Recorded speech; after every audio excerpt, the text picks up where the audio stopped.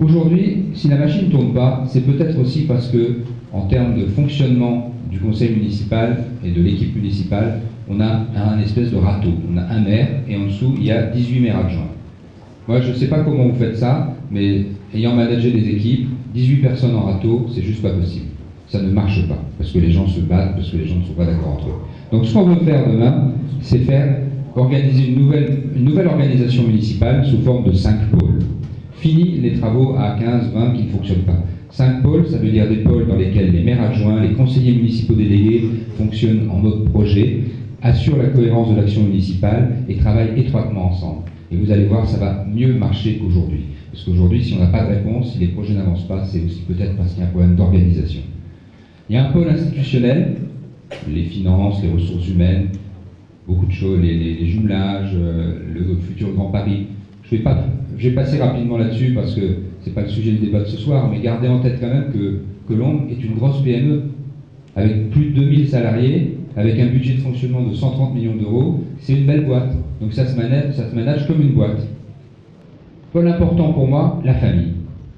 La famille, c'est une composante essentielle de notre vie citoyenne.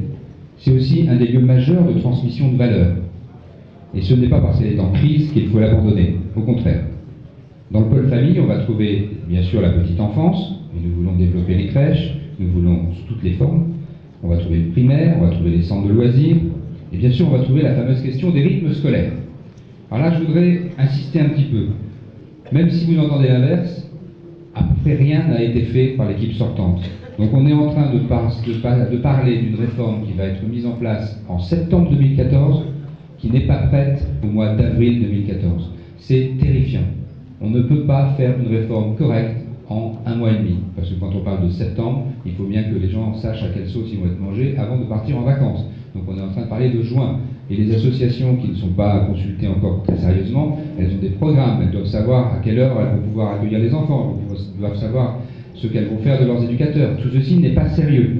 On fera du gardiennage, on fera de l'occupation de 3 quarts d'heure par jour. Ce n'est pas notre façon de concevoir les choses. Il faut des vrais projets pour les enfants, il faut des projets qui les aident à avancer dans la vie, sinon on aura accentué la différence entre les quartiers.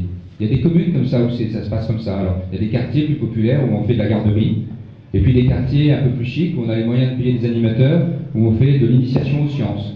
Et bien vous voyez, moi je trouve ça triste. Parce que si on fait ça dans notre ville, ça veut dire qu'on accentue les différences et qu'il y a des enfants qui vont partir avec des handicaps dans la vie, parce qu'il y en a qui seront avancés grâce à ça, et il y en a d'autres qui vont régresser ou qui vont stagner. Et ça, je n'en veux pas.